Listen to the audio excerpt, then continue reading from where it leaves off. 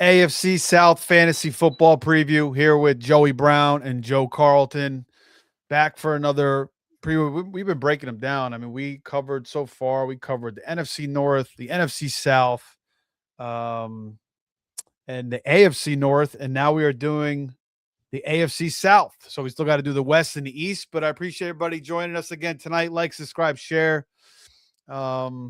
We have a bunch of live drafts upcoming all the way into the season starts. It took a few days off, but I'm back in the mix again. You take a few days off, you get a little rusty again, but that's why these shows are good to do to stay fresh and active. But we'll come back on the other side. We'll get into all of it. We're going to break down every single team, every single fantasy relevant player, bust sleepers. We'll go over some quick NFL player news. We got a big signing that just happened. This one rookie's getting all this buzz, and now they bring in an old veteran. So we'll get into that as well. Again, appreciate everybody. Just make sure you are liking, subscribing, and follow me on X at Fantasy Savvy. Follow the guys below at their handles as well. Let's go.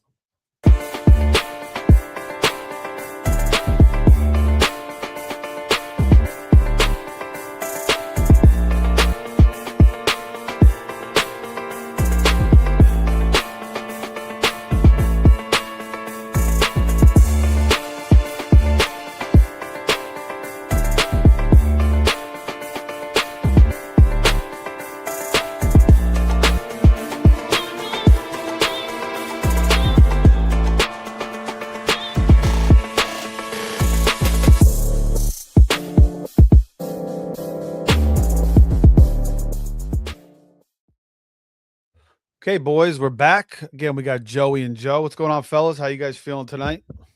Doing good, Steve. Doing good, Steve. Good to be on with you, man. Yeah, good to have you guys as well. All right, let's talk about some player news real quick. We got the big news, just happened a little while ago. Deebo Samuel is returning to the 49ers. We just heard about Ricky Pearsall potentially.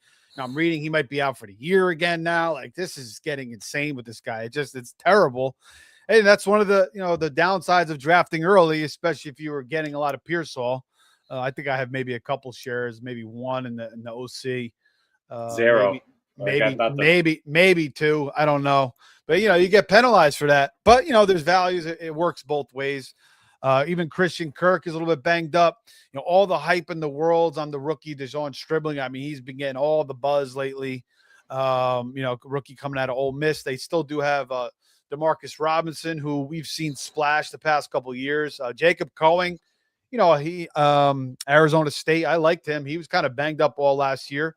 He's a guy to pay attention to. But yeah, Deebo returns. Back to familiar spot.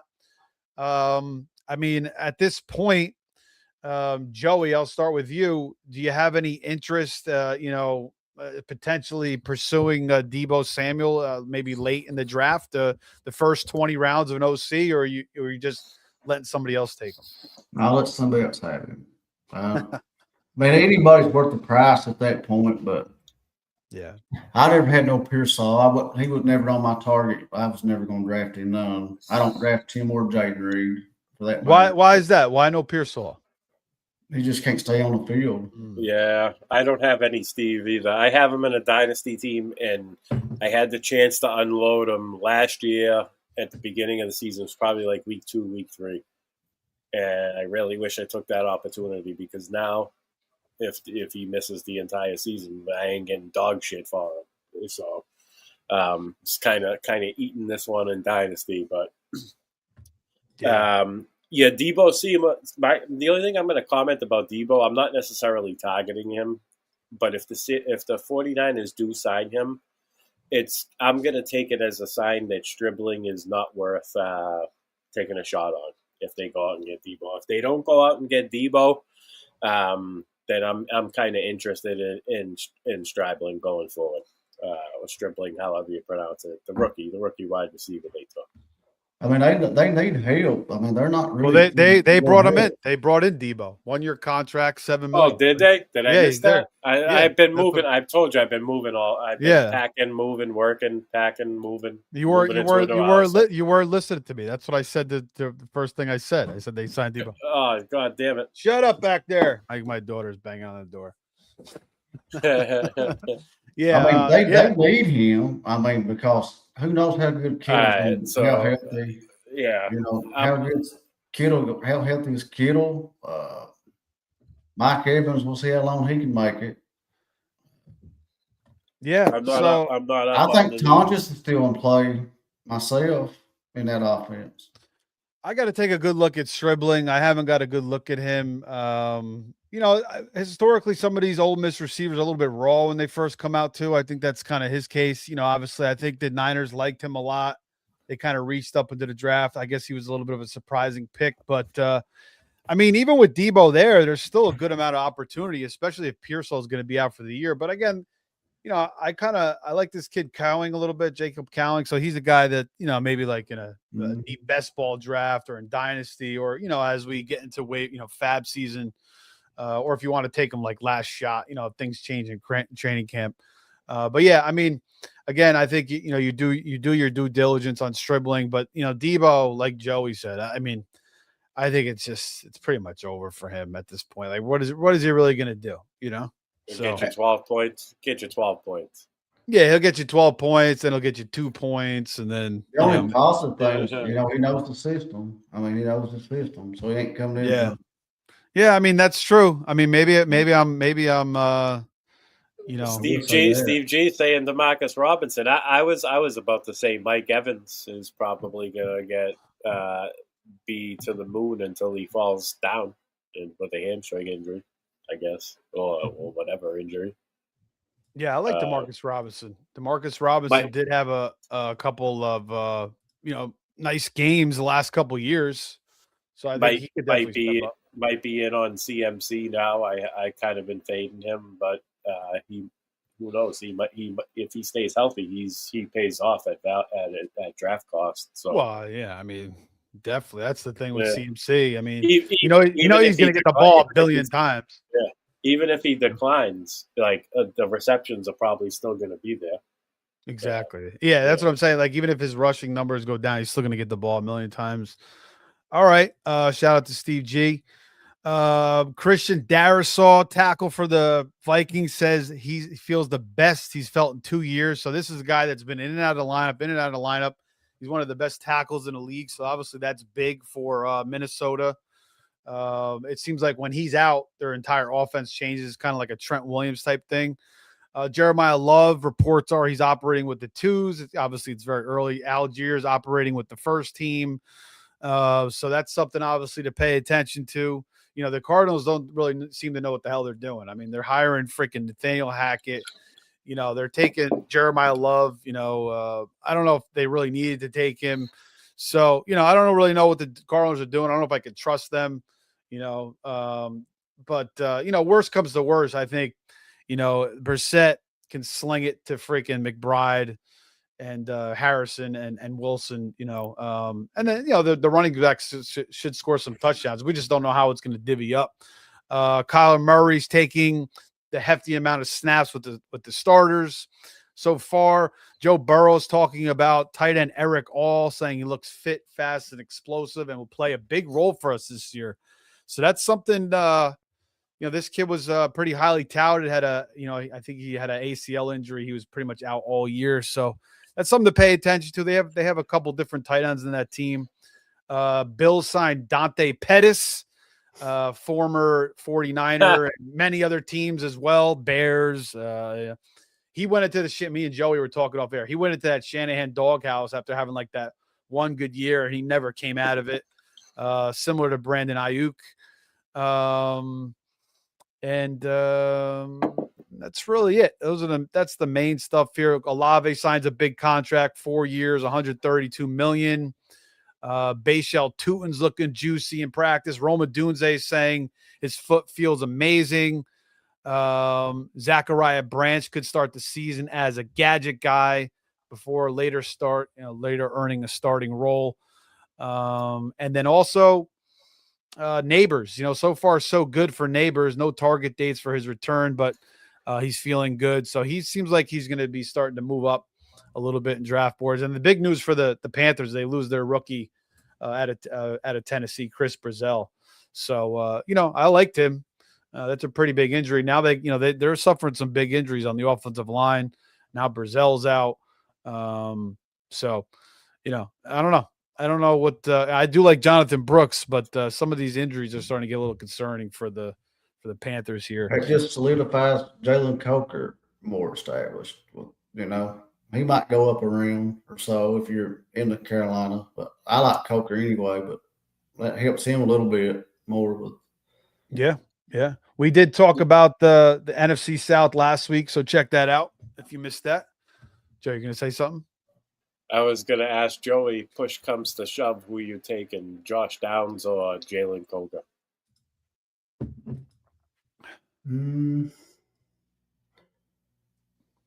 That's a close one. That's close from what people realize. That's why I tossed it at you. Pierce is out for a few weeks. It's Downs. But, right now, you're on the clock. I'll probably take Downs. Those are the two in your queue. I would probably take Downs. Just because of I think I like Coker a little bit more. It's close. It is close. It is close. Yeah. All right. I definitely trust Coker more, but Downs could pay off if he does get used properly. We'll see. All right, let's start.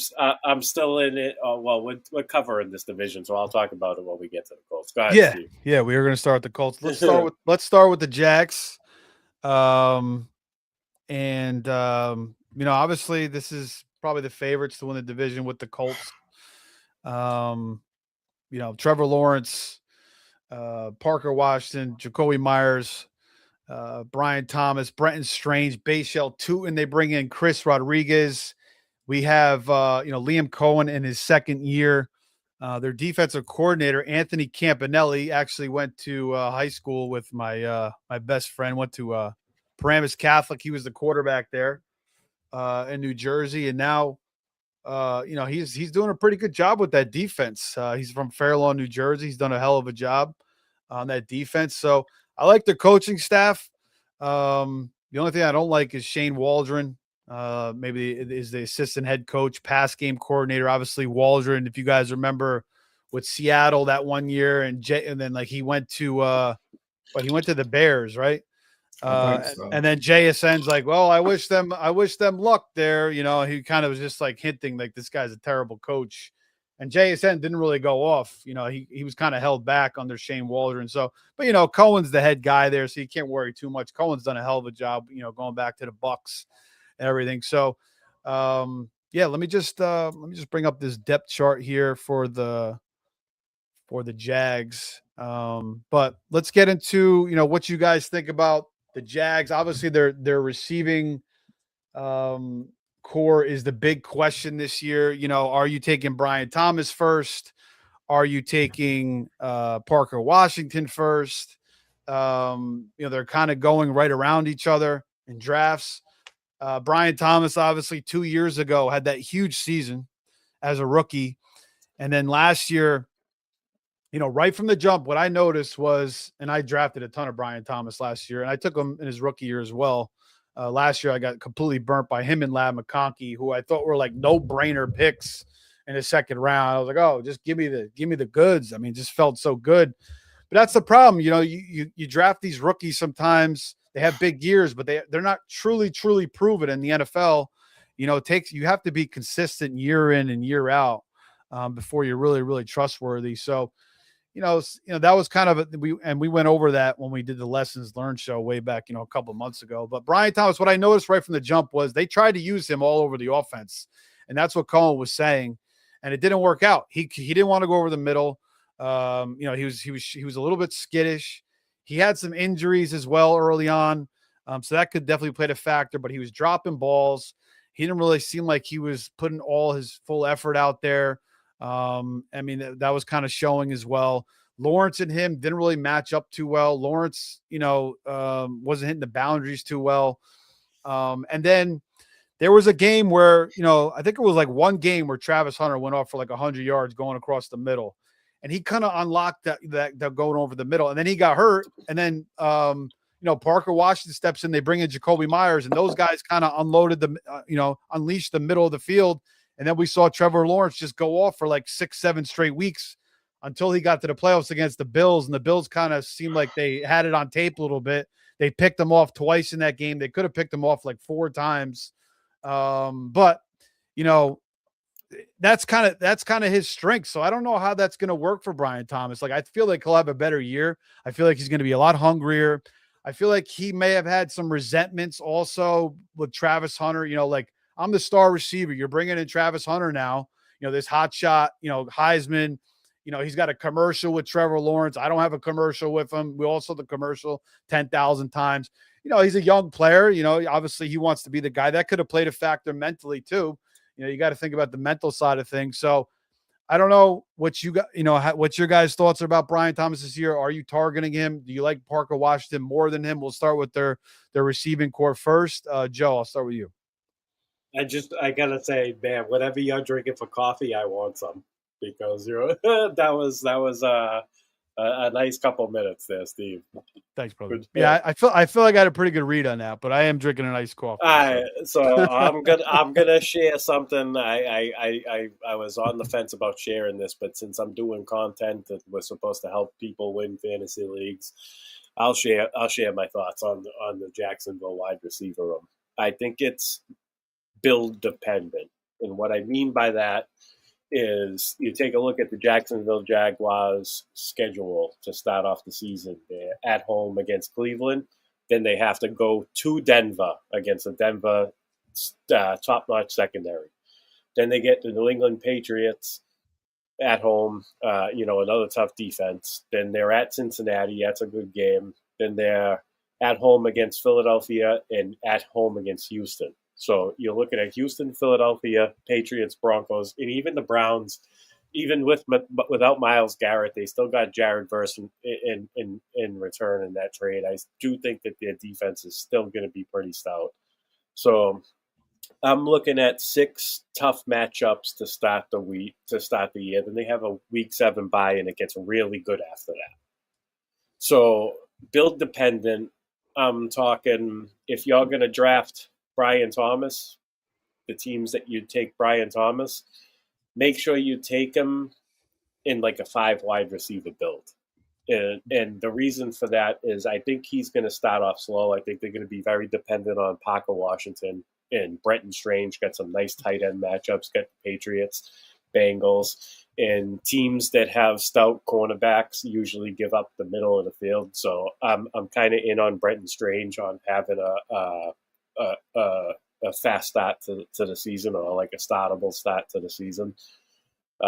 So you got to be. I'm thinking you're going to have to be patient with Brian Thomas. I think he could be a late season hammer. Now, looking at their shootout schedule, their first week 15, they do go to Houston, so that's a tough matchup. But then week 16 and week 17 is wheels up.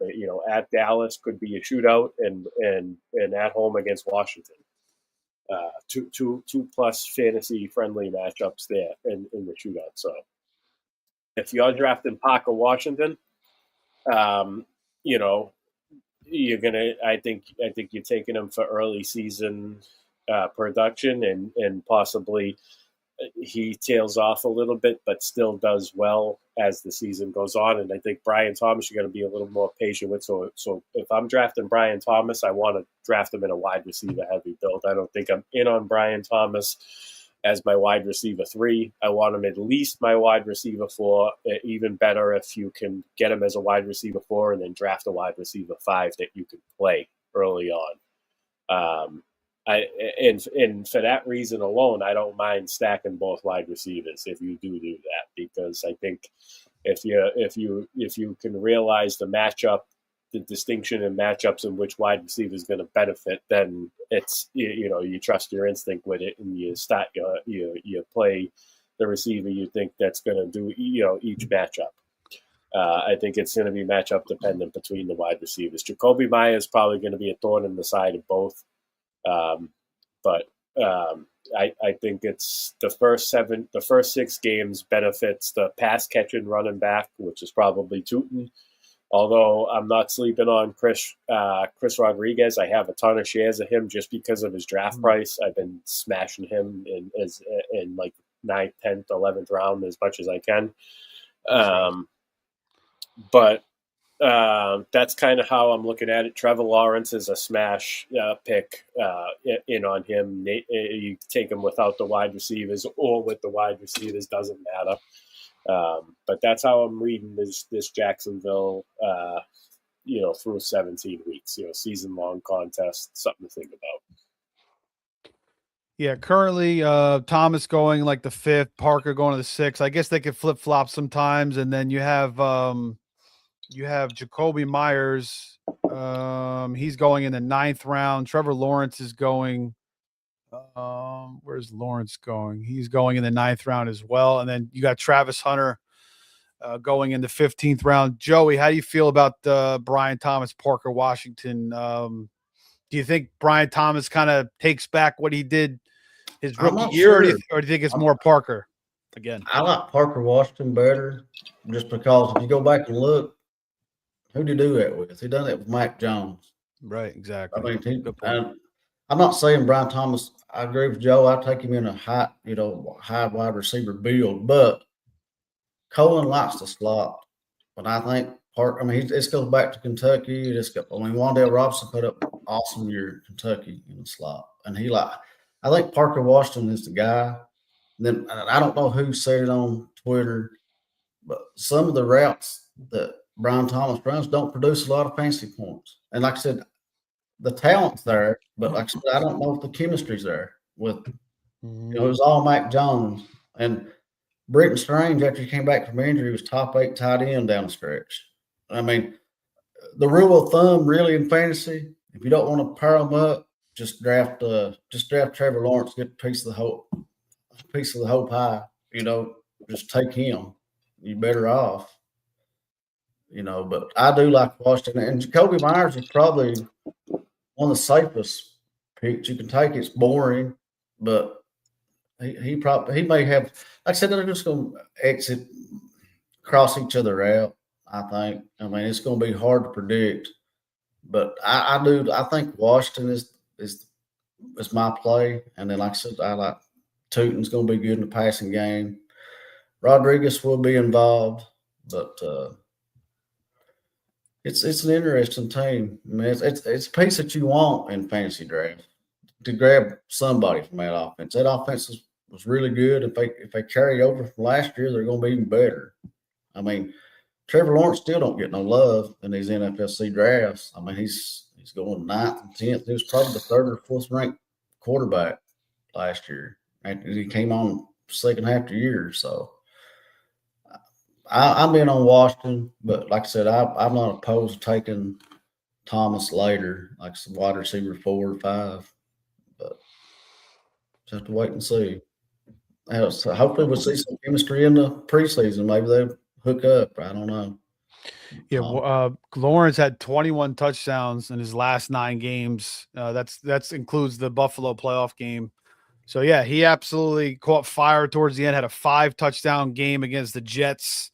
He had 4 3-touchdown games. He also was running a lot too. He ran in 9 touchdowns. Huh? He had 9 touchdowns. He had 4 rushing touchdowns in those last 9 games as well. So yeah, Lawrence, he really started to hit the middle of the field, and between Parker Washington and Myers and Strange, they really got it going. So yeah, I think that's the concern about Brian Thomas. Does he really fit Lawrence's mold? And I'm not so sure. And I'm going to tell you something else. If y'all go look at like highlights of Parker Washington last year, I went and watched it today. Man, they target him in the red zone more than what you realize. Every time he watched the highlights, between the 20 on in, he was getting peppered with red zone targets. I don't know how many he had, but he got a lot of looks. I've seen the comparison on Twitter, and it's asinine to think about, but it makes a lot of sense if you think about the style of play. like people say Parker Washington, he reminds them of Jerry Rice, and I totally 100% agree with that. The way he gets underneath the defense, and then what he can do once he gets the ball in his hands, it is very, very similar. I'm not saying that he'll have a Jerry Rice like career. We don't know that yet. He's still a young wide receiver, but he is in an ascending offense, and I think he gets leaned on in those first 6 weeks, like I mentioned. Yeah, see that I don't like hearing things like that because that makes me want to fade a guy when he starts getting compared to Jerry Rice and shit. Like I'm like, oh man, we need to pump the brakes now. Not the career, just the style. I know the style of play.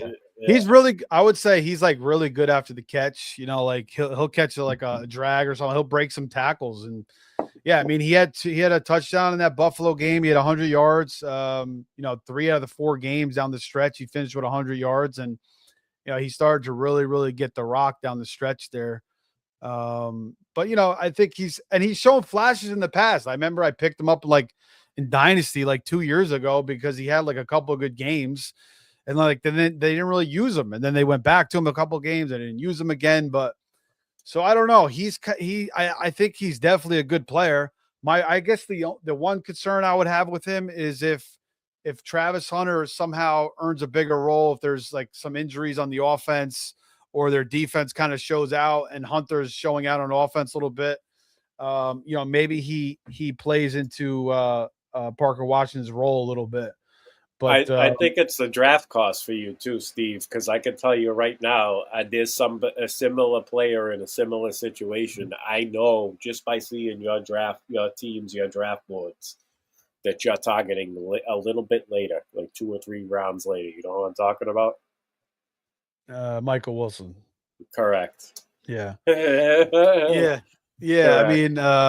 It is the capital. I think I think he's going to be a good pick, and I'll definitely be clicking on him. Like I was forced to select one of them in one. It was like my first or second draft of the year, and I took Brian Thomas, and I felt ugly doing it. Like I didn't feel good at all. And it's crazy because I loved Brian Thomas so much coming out of college. Like he led college football in touchdowns. He had 18 touchdowns at LSU with Neighbors, and he had a smash rookie season. I just really think it's like J-Mo and Amon-Ra. Like Amon-Ra fits Goff's style more than J-Mo does, and it's the same thing here. I think with Parker Washington and Brian Thomas. So we'll see. We'll see what happens. But I think that's the biggest question this year, one of the biggest questions. And like Joey said, Myers is a solid late round option, and then I think you take a flyer on Hunter later in a draft for how talented he is. I've been doing that. Because of the receivers at that point, the picks at that point aren't that great. I got to mix it up a little bit more. All right, let's talk about the backfield. That's like the next big question here with this team.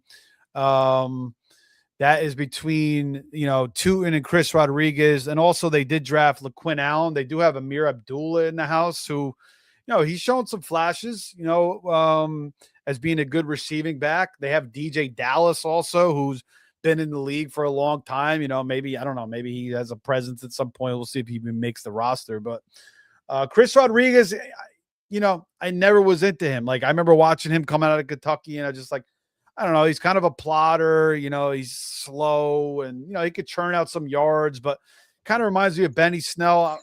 So for me, he's like a complete fade. I'm more into like a 2, but I could definitely see him having some sort of a role. I mean, they brought him in. They obviously like him. He did look better than I expected last year with Washington. So maybe I'm giving him a little too much shit. But I do think like Tootin could kind of shine out here and kind of earn the big role here. They did get rid of Tank Bigsby last year, and now they moved on from ETN. Tootin was the guy they drafted last year. So I like taking Tootin. I don't know if it was my RB1, but I like them both. Yeah, I can't. I'm just not into Rodriguez. Listen, Steve, let me throw a number at you that's gonna shock you. Go ahead. Vacated carries for Jacksonville. How many do you think there are? I don't know. 220. 260. Okay. You think Tootin's eating those? Well, I don't know. Could be a little bit of Allen too. Maybe Abdullah works in. For me, it's all about the talent. Like that's kind of how I draft. If I don't believe in a player talent wise, I don't draft them. Tootin's that's the how home I run. Yeah, Tootin's the home run threat. I think Rodriguez has contingent upside and possibly a goal line role. That's kind of how I'm reading the backfield. I'm interested in both because Rodriguez's cost is nice, and I think Tootin fits the RB3 flex build. Like it's tough to pull. Like when you start if you start 3 wide receivers in NFFC, and there's people that do it, you can get like a Kenneth Walker, Genty, and Jeremiah Love or something like that. Yeah, the first 3 rounds, you can start that way. But I think if you get 2 running backs in the first 4 rounds, and then you hit on that 3rd running back in rounds like 6 through 9, and that emerges as a flex for you as opposed to starting 3 and then having to catch up at wide receiver, I think you can still get top-notch wide receivers and then have Tootin as a flex option, with whoever your wide receiver 4 is. Maybe your wide receiver 4 is not as strong, and that's where Tootin's upside comes in, if that makes any sense to you guys. Yeah. And, Rodriguez knows the system. I mean, he had his best year in college. The RB3 fits, like, smashes your build better when it's from the 6th round on, if that makes any sense. You can still be successful with the first 3 rounds running backs, but you gotta hit on the rest of your picks. You gotta be disciplined all the way through it, and you gotta avoid adversity. So you're adding in a lot of variables. But I had that FFPC team where I took, I think it was like 4 receivers to start, and then I had 2, and then Brooks is my 2 running backs. So. But again, Tootin's going to be the starter, the main starter in a good offense. So, I feel like he's fine. He could be your RB1 in a build like that. Yeah, good point, Joey, about Rodriguez, the familiarity with Cohen, obviously, in that system. That's definitely something that people are leaning on for sure. So, yeah, I think I don't know how do you guys think LaQuint Allen? I know Dan likes him a lot. Do you think he's got any value in fantasy this year, or you don't think they're really going to utilize him? I mean, they kind of, he did draft him as well, Cohen. So, he's part of this regime. I mean, he's not really getting drafted in any of these NFC drafts right now. So he's kind of actually he goes kind of like in the last rounds, right? Every once in a while. So sometimes people will sprinkle him in, but I don't think he's fantasy relevant without an injury. All right. Yeah, we'll have to see how that plays out. And then Brenton Strange, he's kind of more of like, you're a little bit, you're waiting on tight end. You take a shot. You add him as like your 2 or 3 combo at tight end. But he's talented. I mean, he's a good player. Joey threw out that stat early, finished as a top 8 tight end down the stretch. So, yeah, I mean, he's a good late pick. I agree. I mean, I'm with that. Right? You guys agree with Brent Strange late pick? Absolutely. Yeah. I like him. I like to pair. I have him paired with Tucker Kraft. I love that because in the event Tucker Kraft's not 100%, I'm cool with throwing Brenton Strange in there, especially to start the season. I've drafted him quite a few times. Yeah, I mean the Jags over under is 8.5 this year. The Texans are the highest, 9.5. So, we'll go over the odds later to win the division. But, all right. Anything else on the Jags? Next team up will be the Tennessee Titans. And we're going to get Robert Saleh, former Jets coach, former, Niners defensive coordinator. His first season with Tennessee. And then they get Brian Dable. As well, offensive coordinator. It's interesting. I feel like Tennessee's like if you coach in New York, there's been a couple different coaches. Jim Fossil, I think, moved to Tennessee at one point. I think I think is it Dan Reeves? No, Dennis, not Dan Reeves. There was an offensive coordinator for the Giants. I went to school for like a couple of years with his son, um, Henshaw. He was an offensive coordinator, and then he went to Tennessee. So I don't know, something about the New Jersey going to Tennessee connection. So Dable leaves, the Giants. He goes to freaking Tennessee. Saleh leaves the Jets. He goes to Tennessee in his first year. The defensive coordinator is Gus Bradley. Actually, John Fossil is actually their special teams coach. There you go. Another New York, background there as well. Son of Jim Fossil. But Gus Bradley, remember him? He was the head coach of the Jags for a couple of years. Didn't have much success, but he's their defensive coordinator. But he's been around for a long time. And again, Joe, we were talking about it. I think a lot of people kind of notice this is like some guys are just built to be coordinators. They're not built to be head coaches. So, Dable gets to go back into that offensive role that he was back in Buffalo. Saleh takes on the head coaching job. This is his second shot at. We'll see if he does better. And then Gus Bradley gets to kind of do his forte as well. But let's talk about this team. Interesting squad. Cam Ward was a rookie last year. I thought he looked really rough around the edges early on, and then he kind of finished strong down the stretch. He wasn't really throwing to anybody.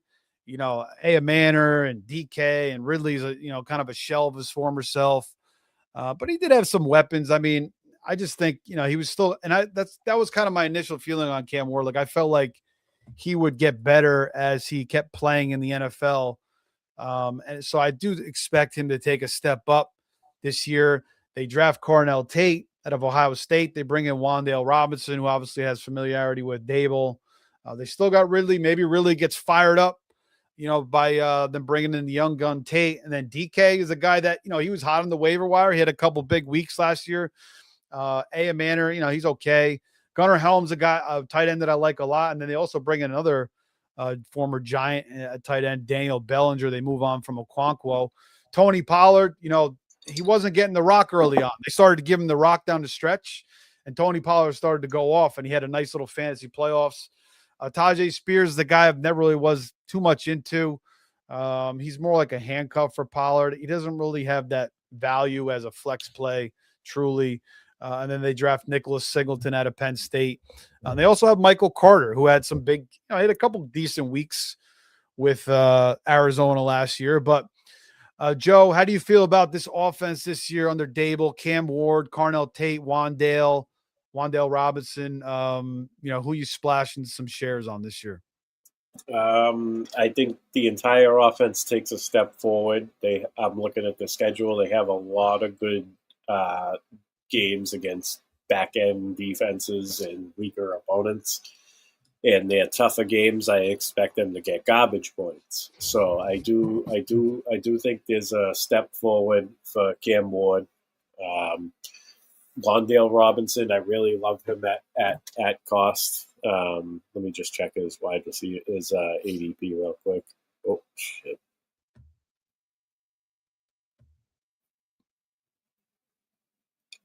Yeah, let me see where Wan'Dale. I think he's. I mean, I got some 9th round shares. I don't know if he's moved up at all. Wan'Dale. I'm looking at. He goes pretty early. 84. Seventh round, pretty much. So 73. I got the draft. I got the last 16 football guys OCs. The last 5 days, he's gone as early as pick 73, and he's fallen as far as pick 97. 84. So, okay, I like Wan'Dale there. I think he goes over 100 targets easily. He's a safety blanket in that offense. Cornell Tate is an absolute stud. I think he's also worth his price. Get him as a wide receiver 3.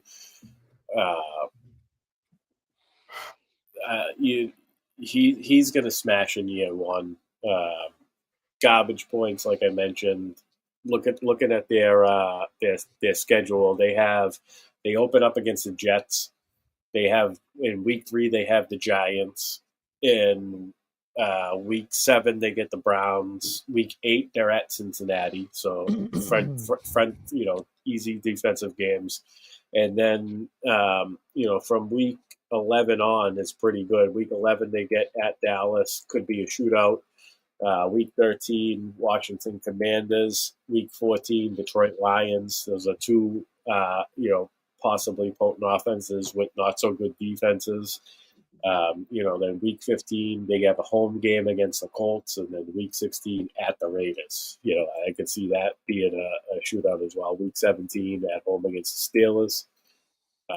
So I think overall they got a fantasy friendly schedule. Cam Ward is going to take a step forward. They put more pieces in front of him. They gave him a really good possession slot wide receiver in Wandale. He's been a security blanket for all the crappy New York Giants quarterbacks.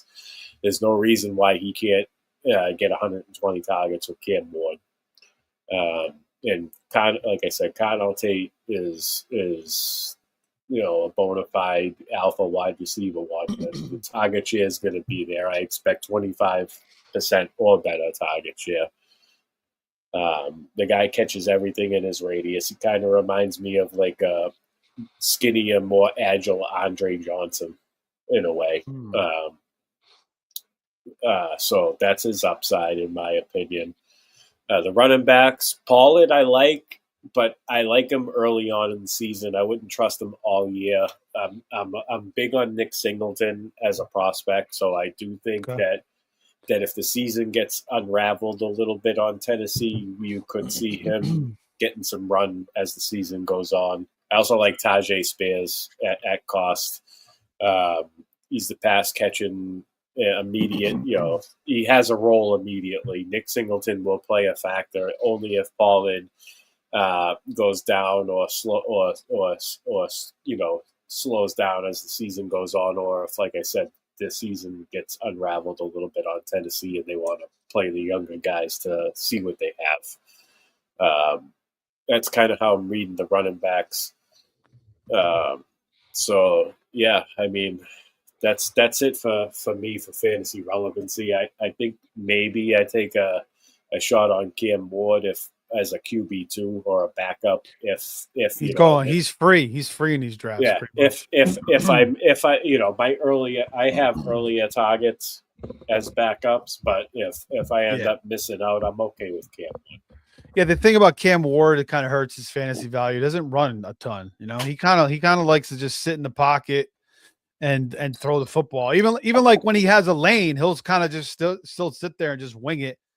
Pollard last 3 games last year, or week 14, week 15, week 16, his second, he only had 1 20 carry game, which was week 2. His next one was week 14. He had 25 carries, went for 161 yards and 2 touchdowns. Then he had 14 for 104 against San Francisco. Then KC, he had 21 for $102. So he had a nice finish to the year. And then their defense too. They bring in Salah, but they got John Franklin Myers, who's a former Jet. He's good. Jeffrey Simmons, obviously, is like one of the best D tackles in the league. He got a big contract. And they bring in Jermaine Johnson, another Jet as well. So this defensive line's pretty stout. So maybe that helps, the running game a little bit. It helps them in these game scripts. Joey, how do you feel about the Titans this year? Are you how do you feel about Wandale and also Cornell Tate? And talk about anything else you want there. I think Cornell Tate needed Wandale there because he'll take some coverage away from him, and I like both of them. That's just Joe talked about the schedule, and one beautiful thing about the schedule, they don't have Houston, but it's week 18, so you don't have to deal with them in the fantasy playoffs. So good point. And I like Pollard, especially if you go wide receiver heavy. He's had 1,000 yards last 2 or 3 seasons. I think 3 in a row, but it's not sexy. It's not, it's not a sexy pick, but it's a viable fantasy option. And, Dable, he helped put Josh Allen on the map. And hopefully he can do that with Cam Ward. And like I said, it's a good, fun offense. Cheap pieces really outside of Cornell Tate. That's the highest one you've got. And then Wandale and then Pollard. They all go, Pollard and Wandale go behind him. So there's some good options there. And Pollard's a great RB2 when your RB3, RB4, RB5 are all high upside, high contingent upside handcuffs. He's also great in a 0 RB build as your first running back off the board, just to plug in. While you wait for your high contingent upside RBs to hit. So that's where I find Pollard useful. I don't think I'm relying on him year long, but obviously we're not dropping him, unless he's out for the year. But that's kind of how I'm reading Pollard. Yeah, seventh round's a good value for Pollard. Yeah, that's what I'm saying. You do 0 RB and you take him as your first RB. Who would you rather have? Would you rather have Pollard or Rachaad White? It's close. It's close. I think Rachaad White carries a little bit more volatility. He'll probably catch more balls. I think Pollard's a better floor, in my opinion. But I do think Rachaad White starts out as the starting running back. They're pretty similar. White can catch 50, at least 50. Probably he has in the past. I don't know if Jaden Daniels will check it down, but I was gonna say, is Jaden Daniels checking down that much? We'll see. I don't know. We'll see. And just he oughta because he needed a Rachaad White because I think he's gonna realize he's undersized and he can't be getting clobbered like you know what I mean? Pick and choose. I don't know that I can't remember that Dable, did he utilize the tight end? If he did, Gunnar Helm's late tight end, late pick, but I mean, the Bills never really had a big. I mean, they drafted Dawson Knox, but he was never really good. He just dropped a bunch of passes when Daboll's was there, really. And Bellinger wasn't that great either. In my opinion, Joe, I think it's a tight end, touchdown dependent tight end. It's not really nothing. Yeah. And then, Dable was great with Allen, but he couldn't do anything for Daniel Jones. And then we saw Daniel Jones go to the Colts and go off. So, yeah, like you said, Joe, I think that he's better in the coordinator role. That was in the head coaching role.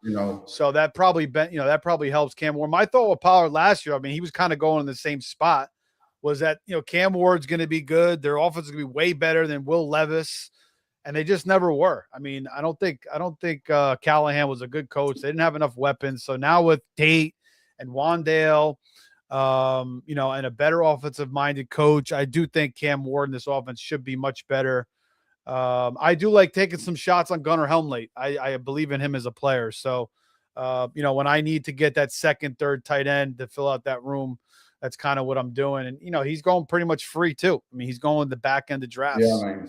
So, they got rid of Chig. They retained him. So, and again, I think this offense is going up as a whole. How about Ridley? What do you got? Do you guys are taking any shots on Ridley? I've given up on Ridley. I'm done with him. Yeah. No. I'm not drafting him. Yeah. I mean, he's a good value, but I just can't do it. I'd rather take an upside swing on somebody else. Our guy Josh said, "Keep up the good work. Sorry I couldn't make it tonight." Yeah, all good, my man. Hopefully we'll get back next week. Question from Smooth C3012. He says, "Are you lower on Mike Evans with Debo signing?" No. No. I think I'm higher, actually. Yeah, I value Mike Evans the exact same. Again, I don't think this Debo signing is going to have too much of an impact, but he'll be utilized. I just don't, no Kittle. We're going to talk about the NFC West, so we'll save that breakdown for that. But we still got to do the West side and the East side. But I can't get too excited about Deebo Samuel anymore. He's just, just not the same guy anymore, really.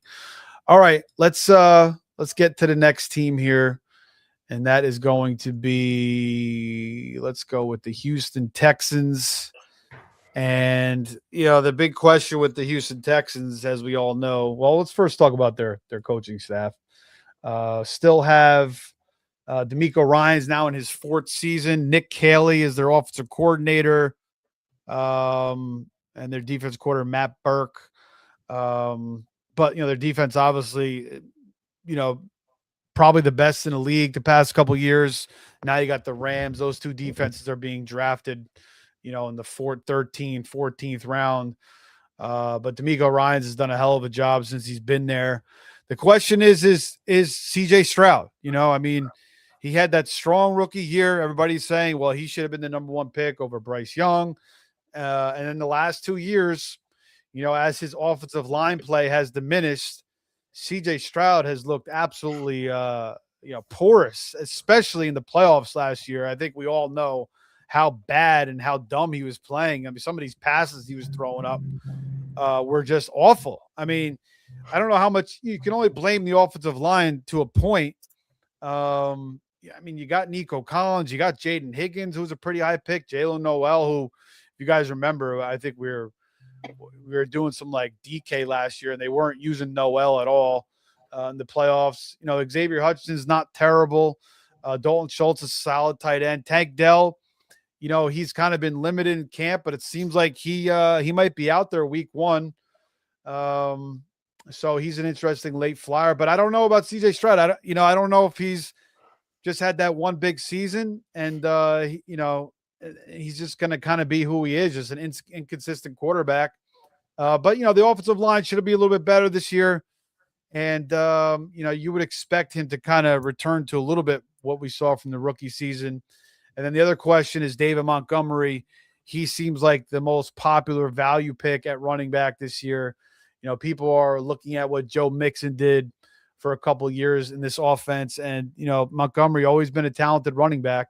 Montgomery is used to playing in terrible offensive lines. If you go back to when he played for the Bears with Justin Fields, their offensive lines were horrible. And Montgomery, did a pretty good job there. Woody Marks, he'll catch some passes, but I do agree. I think Montgomery's in a pretty good situation. Again, their defense is going to keep them in games. So that might help CJ Stroud in this entire offense. But, I haven't really been targeting much of this offense yet. I don't know about you guys, how you feel about this offense. Joe, you can go first again. I'm going to start with David Montgomery, and I'm going to tell you why I'm out on this supposed great value. Okay. And I know everybody likes to go for wide receivers and then boom, David Montgomery. That's fine. That's the build that he works in. But I think that you're killing your floor at running back. As good as this defense is, they're playing against some high-powered offense in their non-division games. They have Buffalo Bills, they have Cincinnati Bengals, they have Dallas Cowboys, they have LA Chargers, they have Baltimore Ravens, they have Washington Commanders, they get the Jaguars twice. I think as good as the defense is, I think it's going to taper off a little bit. I don't think they're going to be as good as dominant as they were last year. Going to be some more competitive games. This is why I do like the passing attack a little bit better than Montgomery. I think Montgomery's going to be you're relying on all the volume in the world, and he's no spring chicken. Yeah, he's been kept fresh because he's been paired with Jahmyr Gibbs, and he's a great goal line back, and he's going to definitely have that role. If I'm favoring the passing game and I see more game scripts favor in the passing game, I gotta like Woody Mox having a role. In the passing game. He's really good at that. I don't think he's a great running back. I don't think he eats into Montgomery's carries unless Montgomery misses time. But just having that role, that pass catching role, I feel like, I'm leaning towards the pass catches. Nico Collins, especially if he misses a couple of games, you factor in 3 or 4 games that he misses, Woody Mox is going to be part of that game plan. I know Montgomery can catch passes himself, but I think it's going to be a close enough committee that Woody Mox is going to eat just enough into Montgomery, and you're going to be, while you will have some 2 touchdown gains out of Montgomery, you're going to have to eat the 8.5 when he goes for 68 yards on 19 carries and gets 2 catches for 18 yards or something like that. You're going to have to eat those games. And that's kind of why I'm out on him. When I'm targeting running backs, I want upside. I don't want floor. Like I said, he's okay in the 4 wide receiver start Montgomery build, but you better be your RB3, your RB4, you better be taking shots on those guys, because I think you're going to need a backup plan as the season goes on at running back for Montgomery. As far as the pass catches go, Tank Dell, my bags are packed. Best ball, I have them all over the place. I think I have them in 2 spots in high stakes drafts so far. I love him as a late round flyer. CJ Stroud hasn't been the same since he's missed time. So I think if he's back in the offense, it could help CJ Stroud have a little bounce back. I like CJ Stroud at value as a QB2. I think he takes a step forward. Nico's going to give you what Nico gives you as long as he's on the field. Jaden Higgins, I could see him taking a step forward, but he's very volatile if you're going to rely on him for fantasy. I think I use him as a bye-week filler. I'm not taking him as a flex or anything like that. It's just a depth piece. Maybe you could play him when Nico misses time, if Nico misses time. So I'm not really in on Jaden Higgins. Just don't think there's even though the offense takes a step forward, I don't think there's still not enough volume. I don't think it takes a big enough pass attempt jump forward that it's going to help the wide receiver too, especially when Dalton Schultz is out there getting 80 plus targets as well. And Schultz will have regression, but I think his regression depends on Montgomery's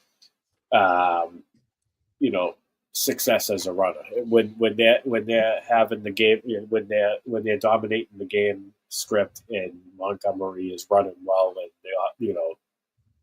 they're against not a superior, they're against an inferior opponent, and they're dominating the game. That's when Dalton Schultz could see some regression. I think overall his targets might take a little bit of a hit, but I do think that as this team passes, he's still going to get his 6 targets a game, 5-6 targets a game, and he's been pretty efficient with it too. So that's kind of how I'm reading this offense. Not really in on Montgomery. I do have 1 share of Nico. If I'm taking Nico, I like him when he falls. I'm not taking him at his current ADP. I like him when he dips a half a round or more. That's when I'm taking him. Like I said, CJ Stroud I like as a QB too late. And I'm out on Montgomery. I'll sprinkle in some Woody Mox, but really not in on him as being fantasy relevant, just more him being an assay to David Montgomery based on game script. So I don't know. What do you guys think? Yeah, Nico, I don't like him in the second round either. I mean, again, he's missed time. He hasn't played a full season yet, and he hasn't had a double-digit receiving year yet either. So, with Tank Dell coming back and Higgins maybe taking a little bit more of a presence, I don't really like him too much in the second round. Joey, what do you think about Nico? He's as talented as any wide receiver in the group, but he misses a lot, but they all can. I mean, injury's part of the game, but Nico's he needs Higgins to help him release some pressure on the other side. But it's a funny offense, just based on their defense, how good their defense is. They gonna run the ball. I mean, if I take an early running back in the first couple picks, I don't take Montgomery like Joe don't. But if I take a wide receiver heavy, he fits that build, of course. Or you could pass him for another one. But it's kind of a condensed offense. I mean, really. I mean, Montgomery, Marks, Collins, and Higgins, and maybe Tank Dell. Tank Dell would be would help that offense tremendously. Yeah, I agree. I think if Tank Dell's healthy, he might be like the key to unlocking C.J. Stroud again. Like opening up this entire offense again. I agree. Schultz is boring, but solid tight end. I mean, Stroud, he is solid. Yeah, he's a good tight end too. I mean, I've taken him as a third. Yeah, I have him as a third in a couple spots too. But Higgins growed a little bit. He got a little bit better as the year went on. But like I said, if you look at the depth chart of it, it's condensed. Like I said, Tank Dell was really their missing piece. I think he can help put that offense over the hump. And then you still got Jalen Noel. I mean, yeah, I know. I mean, they weren't using him last year. I don't know. I think outside of the wide receiver one, it's volatile. Even Higgins. Like I'm not sold on. Even if he takes a step forward, I don't think it's a big enough step forward. You're really confident in starting him every week. Really, if you sit like what Joe talked about, if you look at it outside of the running backs, look at the depth chart. Schultz is probably option number 2 in the passing game. It's close. It's close. It's damn close, Joe. I mean, he had 100. He had 100 targets last year, 82 catches. With the healthy Tank Dell, you have 3 number 2 pass catches, and that's what I'm saying.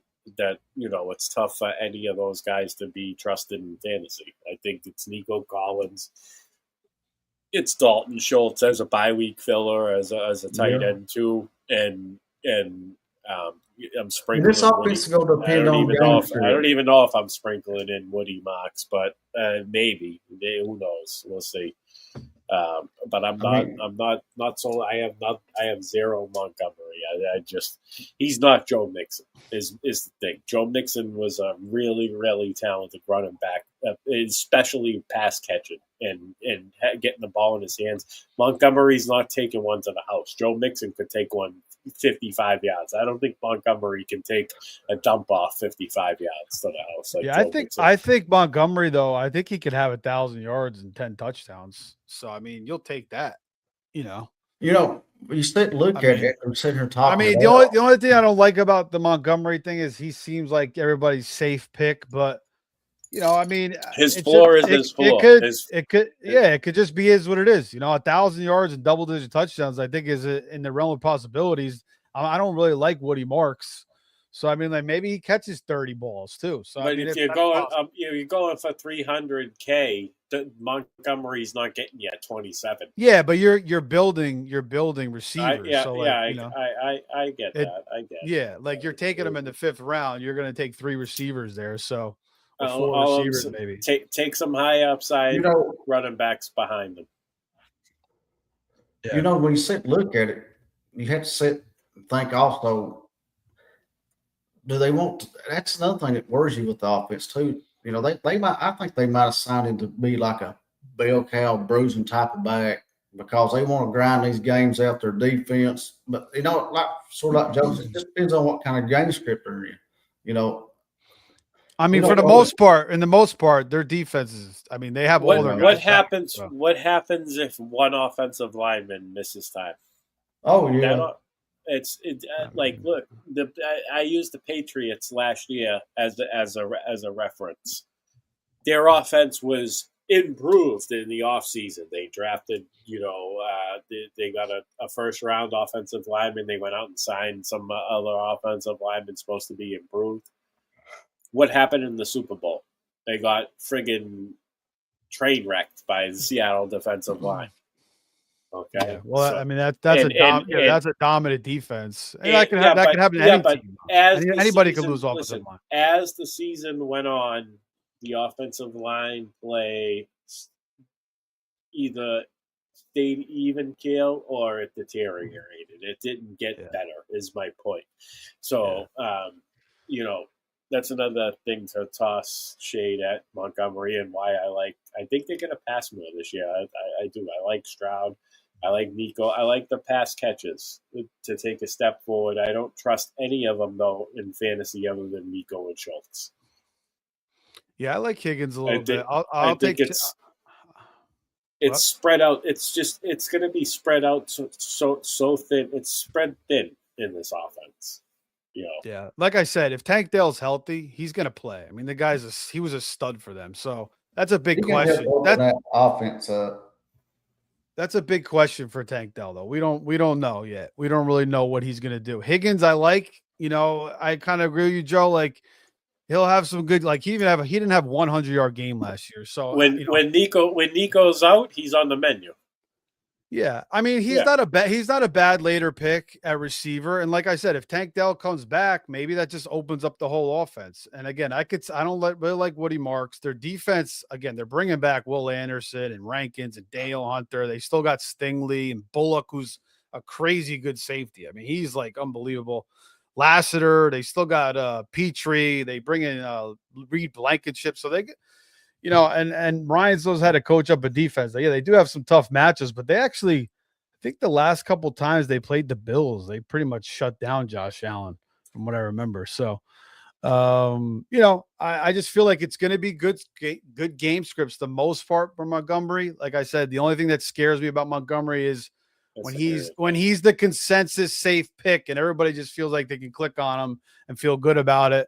Usually it kind of goes the other way. That's the one hesitation. Other than that, I just feel like it's a pretty safe pick for Montgomery. And you could say he's been fresh. He's been keeping a little bit more fresh with the split time with Gibbs too. So, but he hasn't had the number one role since he's been in Chicago. So it's been a little bit, 2020 or 2021, whatever it was. We also don't know if he can handle the volume at this stage of his career. I mean, I think he can. He's only 29. Again, I think he's stayed fresh. But you're right. I mean, we haven't seen it in a little while, so that is a question. I mean, it's not a sure thing. That's correct. All right. Anything else here on this backfield or anything else on this team at all? Yeah, I don't think he gets 10 touchdowns. I'd give him 7. Okay. Do you think he gets? Do you think he gets 1,000 yards on the ground? Yeah, I do. I think he gets right around that. Yeah, he goes over. Yeah, he goes over that. I mean, he's going to be the goal line guy. So if they're moving the ball, I mean, he's going to get the ball on the goal line. But yeah. But we don't know. CJ Stroud. I mean, he looked freaking terrible last year. I'm still sticking with 7. Yeah, I could see that. I think that's his max is like 1,010. Maybe like 1,200 total yards and 10 touchdowns. Maybe like 30 catches. Maybe what? Go ahead. We have to bring up the kicker. I mean, that kind of. There you go, Joe. I like it. They're going to stall out offense. I mean, they're going to stall out. You're going to get a lot of points from your kicker on that. Yeah, team. Fairbairn was he is a solid kicker. He makes a lot of field goals. That is. But, I was talking to somebody tonight. You start at the 35. You get one play at your midfield or close to it, one over. I mean, you're already kicking long field goals if you stall out. I think that's what, I like him. He's another, viable fantasy piece on that team. Yeah, so. He's one of my targets every year, Joe. Oh, yeah, I draft him everywhere if I can. Every year. For the last 3-4 years I've been targeting him. Because he was actually your second scorer kicker in the NFLC last year. He was number 2. If you look at his field goal accuracy, his field goal attempts, like everything is top notch. He's solid. It's elite. And see, that's the kind of offense you look for in a kicker too. I mean, it's not the most. Sometimes. Right. Yeah. When the defense is keeping you in games. Yeah, you're right. I mean, it's not a high-powered offense, but their defense is going to keep them in games. And then they play in the South, so it's going to be good weather. They play in a dome. The Colts play in a dome. Jacksonville and Tennessee is going to be pretty good weather for the most part. So that's what you want out of kicker. So good weather and good game script. Yeah. What's that, Joe? He's like the opposite of like Aubrey. I mean, Dak Prescott, they just put the ends on. You get a lot of ones, extra points out of him. But I mean, he can still kick you at 60-yarder. But I think this kicker right here is just as good for fantasy as any of them. He's more steady Eddie. He's more steady Eddie than Aubrey. Yeah, he gets snatched up. Like I take kickers in the 19-20 round, and he's never there. So No, you got to get him in 16 or 17. Yeah. I think. Yeah, exactly. I know they're thinking I'm crazy sitting there talking about a kicker, but I mean, he's viable. I mean, he's Guy gets you 12 points a game at kicker. I mean, what else can you you ask know for? even we can back 10.9, even 10.8, 10.9. He's been in that range the last 3 years. and we can even back up to the other team. I mean, Cam Little's a good kicker too. I think it's his I was name. just going to mention him. I Jacksonville. took him yesterday. I was pretty happy about that. I have him in some spots as well. Yeah, I mean, I don't know what kickers I've been taking. Jacksonville offense. I actually took the Titans defense as week 1 streamer against the Jets, revenge game for Robert Saleh. So I kind of like that. Maybe they'll get some sacks and some picks to open up that one. So I don't think that's a bad streaming defense if you want to go with the Titans for week 1. Yeah, why not? Nobody's taking over. Yeah. Then you see what happens. Then you move on to week 2. All right, one more team left here, and that is the Colts. And still Shane Steichen's still there, 4th year. Offensive coordinator is Jim Bob Cooter. Their defensive coordinator is Lou Anarumo. Obviously we remember him from the Bengals all those years. So nice staff there. Steichen, what he did for Daniel Jones. I mean, I shit on Daniel Jones so much coming from the Giants, and he absolutely shocked me last year. The way he played. I mean, he was unbelievable. But the one problem with Daniel Jones is he just can't stay healthy. I mean, he's always getting hurt. But he's saying that he's fully healthy. He's ready to go.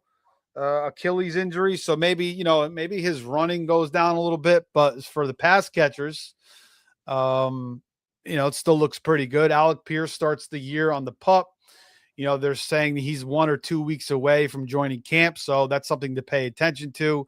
I love Alec Pierce as a player, so I'm kind of, I'm trying not to take too much of him because he kind of sits there and he's always seems like a really good value.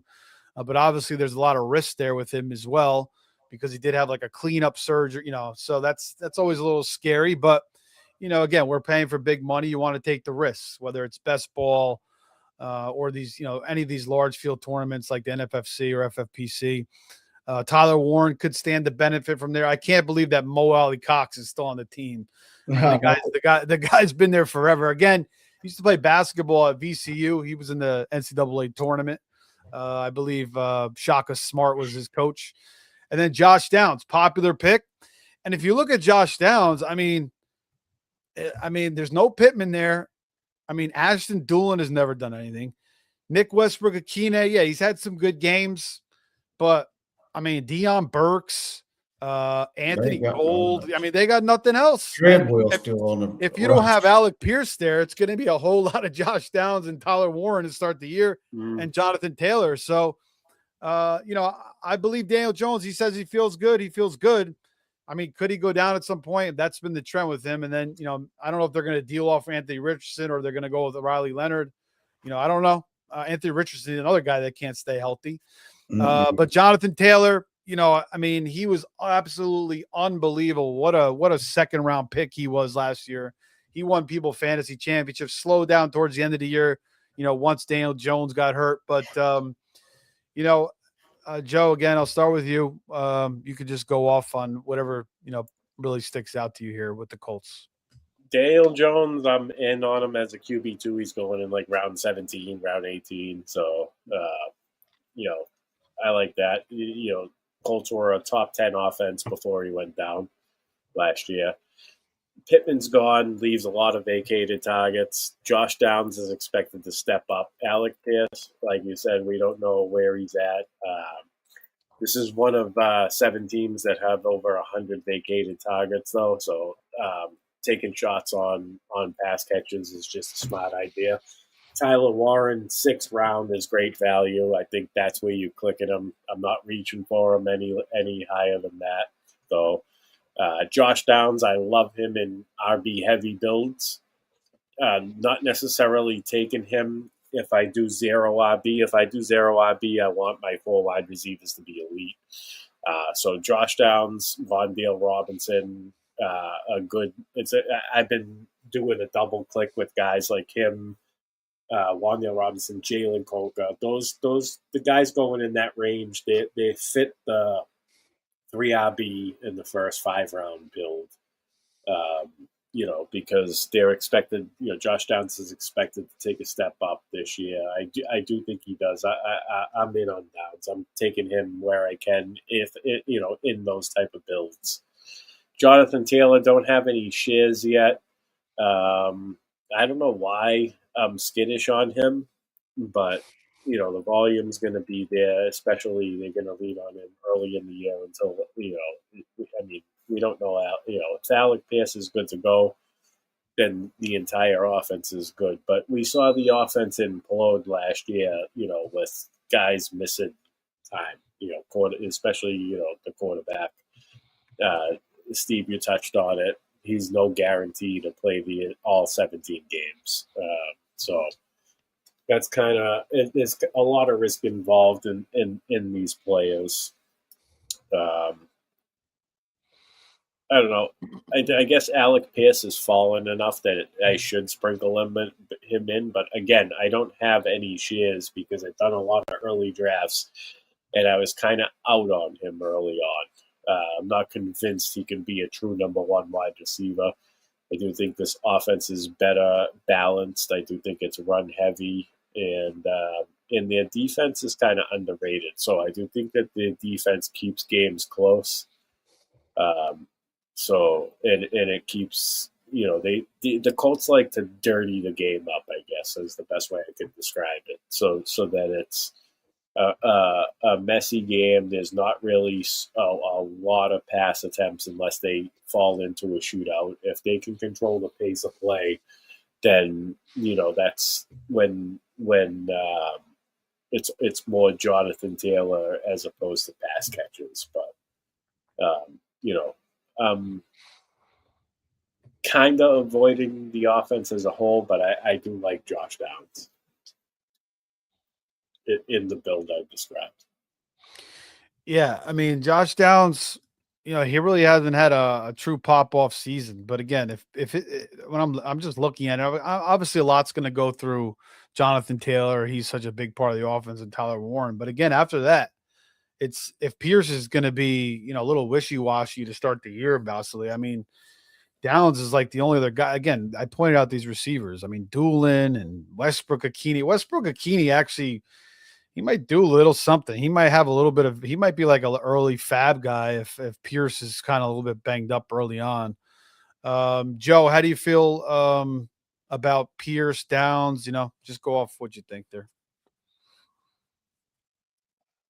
Joe. I like Downs. And Pierce is becoming a little bit better receiver than just a big, deep threat. But I will say this. I said this a long time ago.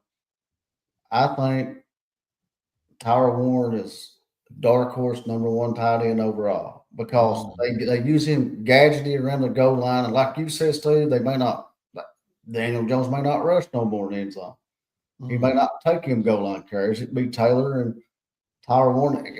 What I'm getting at for people think I'm crazy, but you look at this roster compared to the Raiders roster. They're so similar. And you're getting Warren 4 rounds later than you are Bowers. I mean, plus depends on if Pierce is out for a while, how much more targets Warren and Downs both is going to get. Both rosters are sort of, Taylor with Genty, Jones with Cousins. Downs is probably the best wide receiver out of the two groups, probably. And Warren is, of course, he ain't as talented as Bowers, but at least Downs can take some away from, Warren. Warren's dark horse overall tight end 1 at 4 rounds cheaper than Bowers. And I like Bowers. I mean, he's a unicorn type, but they're similar. Joe, I think it's dependent on Daniel Jones. We saw what happened to Tyler Warren after Daniel Jones went down last year. And he kind of fell off. That's the risk with the Colts. Yeah. You just don't know with the injuries with Daniel Jones. I mean, he just gets hurt every single year.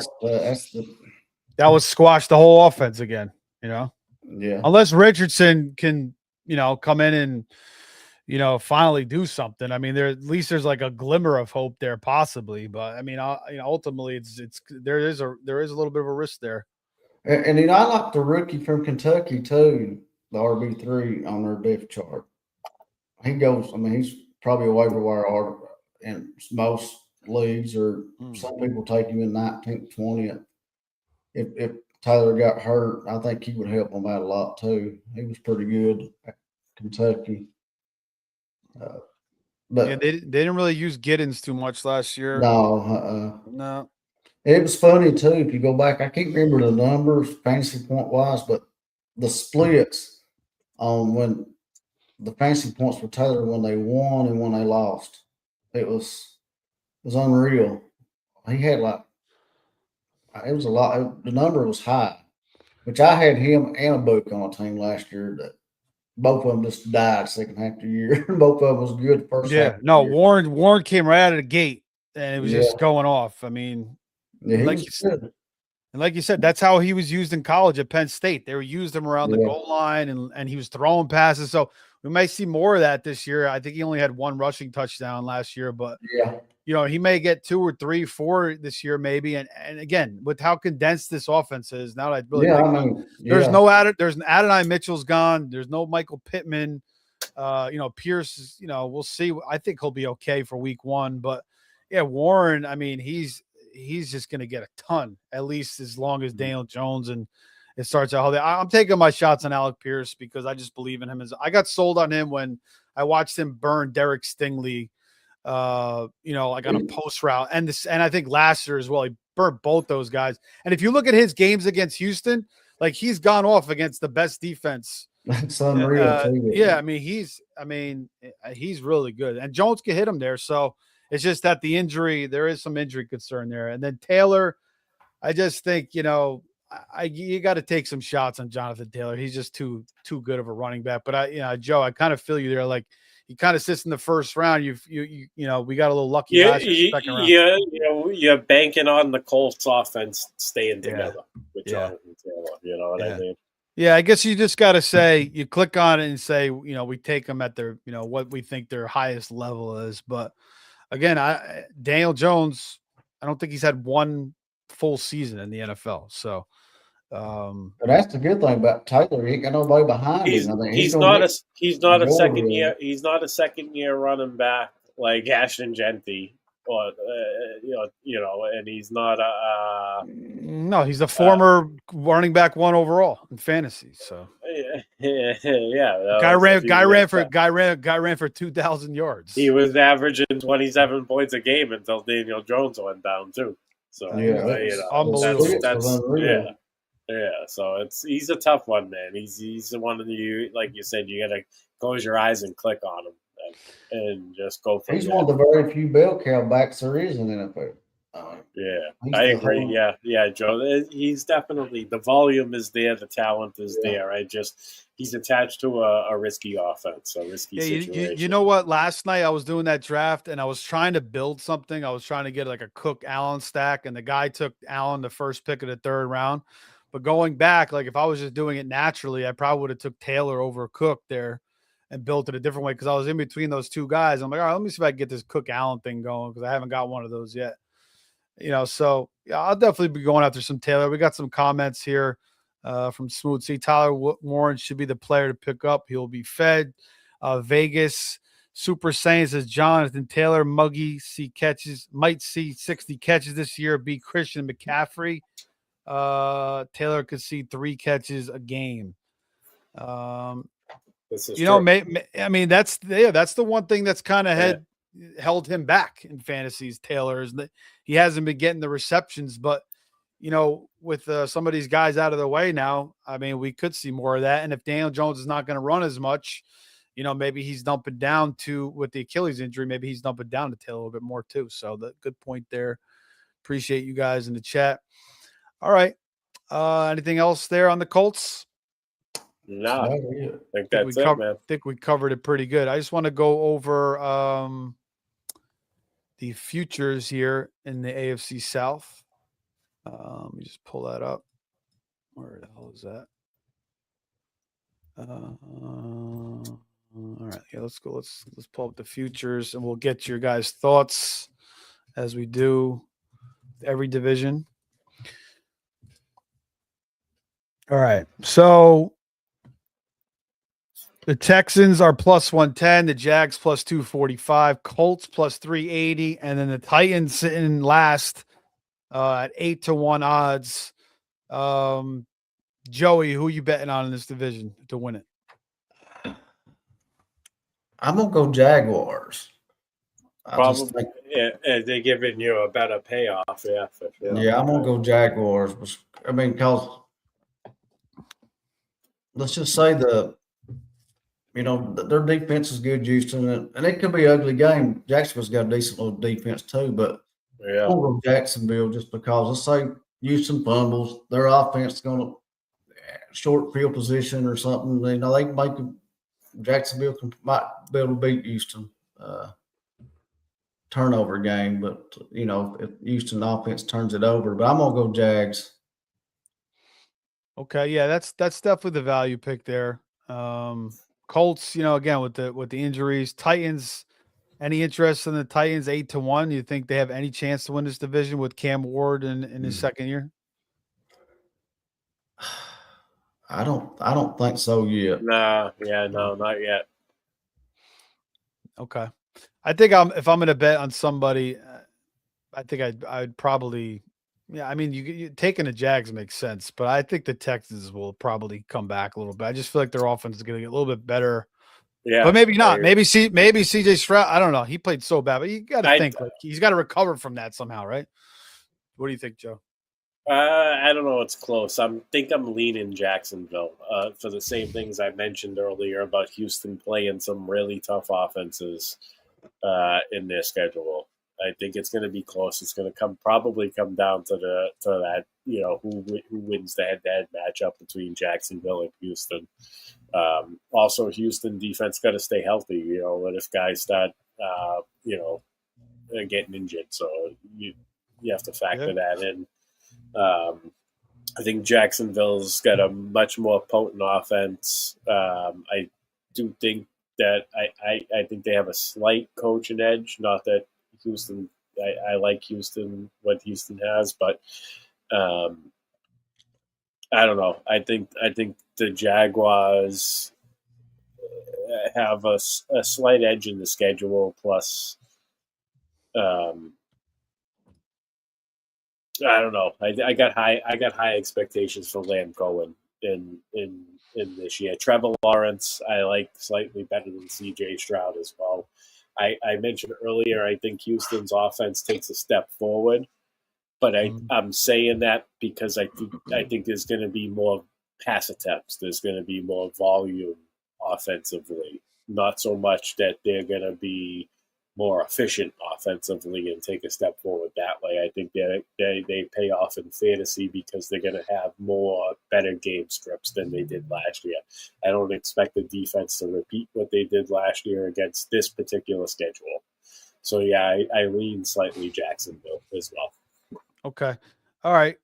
Give me one final thought. It could be from any one of these four teams. I'll go first. I think it's, now we're talking through this, Tyler Warren does look a little bit more attractive to me. I've clicked on his name, a few times already, and I kind of felt, it was kind of more so because like he felt like the best pick on the board. But now that I think about it, with the way this offense is kind of structured this year, I really feel like he may just have a monster role. Again, you have that risk with Daniel Jones, but if Anthony Richardson, I mean, you could throw a 3-yard pass, you could throw a 4-yard pass, but that maybe they work a little wildcat on the goal line too. So I feel like Warren, what Joey said, he's dark horse tight end 1. I feel like, he might be a nice little 5th, 6th round pick there for you. And really, again, this guy is a monster, best tight end in college. Loveland was picked ahead of him, but still, I just feel like that kind of sticks out to me a little bit there. And you, again, just pick one team, one player, so whatever you guys think, something that sticks out to you. One final point here. Joe, you can go first. Or Joe. There you go. Either one, JB, whoever or wants to go first. JC. B before C. Go ahead, Joe. Just anything that we think in this division. Yeah, something What's that as we talk through this, anything that sticks out. After the discussion, what sticks out to you, Joe? Yeah, anything like that, kind of like is like at the top of your head. Anything. I mean, you could pass the Joe if you want. I think really it comes down to biggest thing in the whole division, fantasy wise, is Parker Washington, Brian Thomas debate. And it could go either way. I like Washington better just because of Cohen. Well, but who knows what will happen in two tight end sets? Who comes off the field? What about what I told you, Joe? Early on, they're going to lean on Brenton Strange and Parker Washington. As the season progresses, Brian Thomas is. That's how I see it playing out for those guys. So that Oh, I agree. I mean, I like Washington. But I think they're going to need to. I mean, you have Brian Thomas. You got to. Lawrence is going to have to learn how to use him. He can't just be thrown over the middle all the time. Defenses are going to read that. So you got to open it up to Brian Thomas and make him work in the offense. So I think you're right, Joe. I think they may start with what they did last year. Maybe that doesn't work and then they have to open it up to Thomas later on. All of those top secondaries in the first 6 weeks it's going to be tough for Thomas to hit. I think he's going to be touchdown dependent. I think they lean on Parker Washington, they lean on the running backs, and they lean on Brenton Strange early on, even Jacoby Myers to an extent. But then the schedule gets real nice after the bye week, and I do think Lamb Cohen's a genius that way. He has layers to his offense. He's in his second year there. I do think that's how it's going to play out based on the schedule and just the longevity of the season. I think they want. They don't want to overuse Brian Thomas and force feed him. I think that's kind of how they, how he went sour last year. Yep. So, they're gonna. He's a second half year player for me. Like I said, I love Brian Thomas in the 5 wide receiver starts, 4 wide receiver starts too, and then you pick up a 5th wide receiver like a Coker or a Wandale or somebody you can just plug in and play when you feel Brian Thomas, on the matchup. Because he has proven that he's been inconsistent enough that you have to consider the matchup when it comes to Brian Thomas. Yeah, I'll just make this last point about Jacksonville, then you can go off, Joe. But yeah, I feel like based off what I saw last year against the Bills, in the playoffs, maybe that continues a little bit. Like you said, Joe, the schedule is tough in the beginning. And then I think they're going to have to open it up to Brian Thomas later on. And that the question is, can Lawrence do that? Can he continue to be consistent? Because we've only really seen like a true 6-7 game stretch where he's done that. So, he still has some things to prove to me because I feel like, but again, it's Cohen. He's great. And he has so many good weapons. It should happen. I mean, everything's lining up for Trevor Lawrence. So maybe some early season struggles, and then we'll see how he does in the second half like he did last year. But certainly has all the pieces in place. But go ahead, Joe. Anything that truly sticks out to you? I think Joey brought up a really good one. We talked about that. Yeah. For me, it's Jonathan Taylor. I think I might need to take a closer look at him and maybe mix him in some more. Consider mixing him in. I don't have any shares. It's basically because I'm afraid of the offense, but I actually like this offense when Daniel Jones is healthy, and I'm in on Daniel Jones as an RB2, so maybe I need to start mixing in some more Jonathan Taylor. Again, the chat pointed out, he's going to be involved in the passing game. Josh Downs is speculated to take a step forward. Alec Pierce probably ready for week 1, but I have my doubts on him as a true alpha. Can he be an effective one at times? Yes. But as an alpha, 30 plus, 20, 26, 27% target share. I don't know if I trust Alec Pierce there. But 7th round, though, that's a good price. No. But yeah. I'm saying the as far as Jonathan Taylor being involved in the passing game, Oh yeah, I Taylor think, 46 I think that catches was, last year. By you the way. know, after we talked about it, a little eye opening to me that you know, Yeah. I shouldn't be undervaluing. But that's what I took away from my conversation tonight. Yeah, 46 catches for Taylor last year. You know, the previous years he only had 18 and 19 and 28. So 55 targets. That was a career high. So it could be even more this year. Which would be absolutely huge. And a guy that, you know, ran for 1,500 yards and 18 touchdowns, which matches 2021 season. So, yeah, I think the talent, he's still only 27 years old. You know, so he struggled with injuries, you know, 2022, 2023, but I think he's worthy. I think he proved it last year again. Again, former RB1. He's worthy of that RB1. He's That really good. first round pick rather. All right, guys, that was a good breakdown. We went in depth. I think we covered everything pretty well. We'll be back next Thursday for, you know, we'll either go to we're going to go back to the NFC. So we'll either go to the west side or the east side. I think we'll probably go to the west side. We'll finish up and then we'll finish off with the east, NFC and AFC East. The AFC East will probably be the last one we do. Joe could talk about the Patriots. I'll talk about the Jets. That's going to be a good one. And the Bills. The Bills are involved there. The Bills. That's true. Joey's Bills as well. I forgot Joey was a Bills fan. That's right. I'm a That'd Bills be perfect. That's Yeah, going that'd to be be perfect. a good one. That will be a good one. Yeah, so look out for some live drafts this weekend. Joe, I'll let you go a little bit. And then, you know, Monday, Dan and Josh have their show, Sin City Heartbreakers. But we appreciate everybody liking, subscribing, sharing, follow all our handles. Joe, you want to drop the announcement? I do. We do have an announcement. I'm officially going to be live streaming a Football Guys online championship on Player Profiler now on August 5th at 10 p.m. Steve is going to join me. He's going to be my co-host for the show. We're going to draft a team. We have a special guest joining us halfway through. We will not announce that yet, but August 5th, 10 p.m. I'm the only one registered now. If anybody wants to join that draft, compete against me, you know, chime in the chat and the live stream, have some fun. That's the date. That's the time. So looking forward to that. Also, Tuesday, special daytime episode of Aces Up Tuesday. You have daytime. Nice. Daytime. Oh yeah. Nice. It'll be. There's no official time yet. It's going to be between 11 a.m. or 2 p.m. I have Andrew Cooper scheduled for daytime. Episode 50 of Aces Up.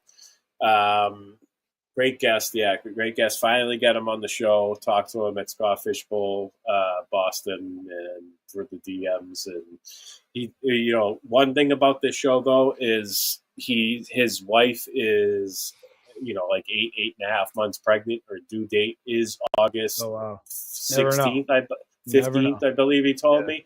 So in the event that, you know, he becomes a dad for the second time, you know, that show could get canceled, and then we'll probably run a nighttime show with the regular crew you're looking at. You know, I'll have some backups, but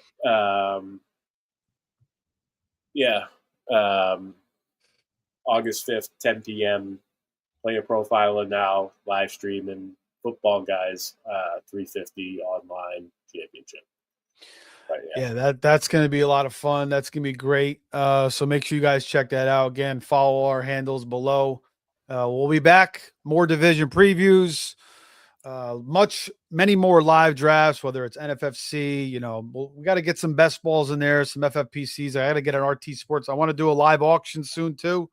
So we'll get that in there if you guys are into auctions. And then, you know, a lot of stuff during the year as well. You know, breakdowns every Monday, previews, betting shows. So we got it all coming for you guys. We got it all handled. So again, take care, everybody. Have a great weekend. Tomorrow is Friday. So everybody have a great weekend. We will talk to you very soon. And that's it. Take care, fellas. All righty, fellas.